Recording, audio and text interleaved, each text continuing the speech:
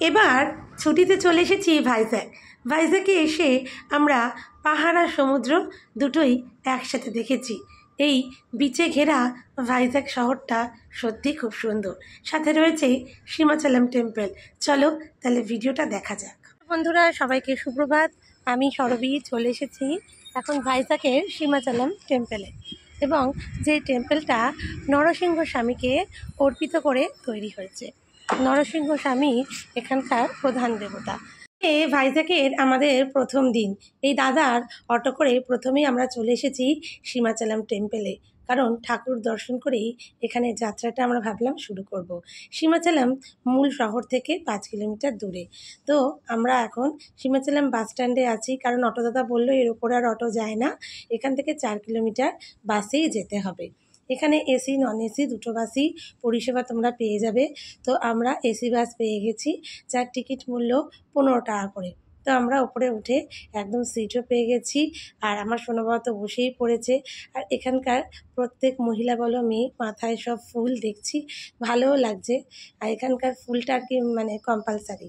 আর এরপরে আমরা এই সুন্দর পাহাড়ি রাস্তা দিয়ে আমাদের বাস এগিয়ে চললো সীমাচলম মন্দিরের দিকে, যেই মন্দিরটি নরসিংহ ঠাকুরকে অর্পণ করে করা হয়েছে দেবকে, এবং মন্দিরটি নির্মাণ করেছিলেন প্রহ্লাদ, এবং পরে এই মন্দিরটি আবার মাটির তলা থেকে সংস্কার করে পুনরায় এখানকার রাজা আবার নির্মাণ করেন।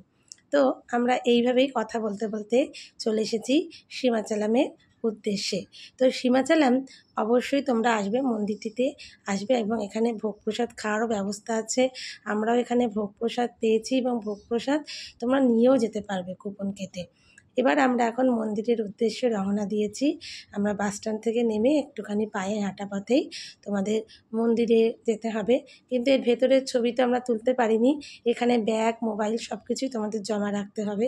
তো আমাদের ভিডিওটা তোমরা দেখতে থাকো। থেকে এরকম একটা জায়গা, মানে ওইখান থেকেই সমস্ত বাস ছাড়ছে, ওপরে 4 কিলোমিটার বাসে করে যেতে হবে। দেখতেই পাচ্ছ এই যে বাস, আমরা এই বাসটিতে এসেছিলাম। এই বাসটি ভাড়া হচ্ছে কি, আর এখানে হচ্ছে কি টিকিট কাউন্টার, নিচেও একটা টিকিট কাউন্টার আছে। সেখান থেকে আর অটোগুলো আর আসে না, অটোগুলো ওখানে সেই থেমে যায়, আর তারপরে তোমাদের 4 কিলোমিটার বাসে আসতে হবে।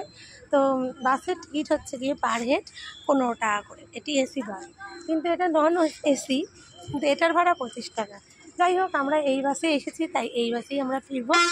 চলো, তো আমরা খুব ভালোভাবে ঠাকুর দর্শন করেছি, সেখানে প্রসাদ দেওয়া হয়েছে, প্রসাদ খেয়েছি। আবার তারপরে আমাদের ওখান থেকে কুপন দিচ্ছিল আর কি, সেখান থেকে কুপন কেটে আমরা লাড্ডুও নিয়েছি। তো এখন বাসে দাদা উপরে উঠে গেল, আমরা আবার উঠে যাচ্ছি। দেখা হচ্ছে আবার পরের ভিডিও। সীমাচলম টেম্পল ঘুরে আমরা এই দাদার গাড়িতেই চলে এসেছি ঋষিকন্ডা বিচে। অনেকদিন পর সমুদ্রে এসে ভীষণ ভালো লাগছে। আর এখানে এসে উপরি পাওনা পাহাড়, পাহাড় আর সমুদ্র যেন মিলেমিশে একাকার হয়ে গেছে।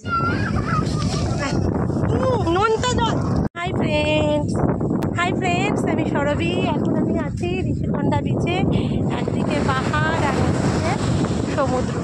কি সুন্দর না, অনেক বছর পরে সমুদ্রে এসেছি, এত সুন্দর হাওয়া, আর দেখতে পাচ্ছ পিছনেও পাহাড়। খুব ভালো লাগছে, খুব খুব খুব ভালো লাগছে। দেখতে পাচ্ছ সমুদ্রের কিরম গর্জন, এদিকে সব কি হাওয়া, কি ফুরফুরে হাওয়া, মনটা না একদম ভালো, খুব ভালো লাগছে গো। যারা ভাইজ্যাগে এখনও আসনি, অবশ্যই অবশ্যই ভাইজ্যাগে একবার এসো, খুব ভালো লাগছে। দেখলে এই ঋষিকন্ডা বিচটা খুবই সুন্দর, পাহাড়ে ঘেরা। এখানকার প্রত্যেকটা বিচই খুব সুন্দর, আর কে বিচ, থতলাকন্ডা বিচ। তো আমরা প্রথম দিন এসেছিলাম ঋষিকন্ডাতেই, কিন্তু এখানে স্নান করতে গেলে এখানে চেঞ্জিং জায়গা আছে, রুম, সেখানে চেঞ্জ করতে হবে। পার পার্সন 30 টাকা করে চেঞ্জ করেই তোমরা সমুদ্রে নামতে পারবে। তো আমরা প্রথম দিন নামিনি, পরের দিন আমরা সমুদ্রে নেমেছিলাম। সেটার ভিডিও নিয়ে আবার কখনো দেখা হবে তোমাদের সাথে, নিশ্চয়ই চলে আসব। তো অবশ্যই ভাইজ্যাগে আসলে ঋষিকন্ডা বিচটাই একমাত্র বিচ যেখানে চান করা খুব ভালো, কারণ অন্য বিচগুলোয় প্রচুর বোল্ডার আছে। আর এখানে তোমার খুব সুন্দর স্পিড বোটও চলে, তোমরা 250 টাকা করে পার পার্সন স্পিড বোট চড়তে পারো। তো আজকের ভিডিওটা কেমন লাগলো অবশ্যই জানিও। আজকের মতো এটুকুই, চলো সবাইকে টাটা।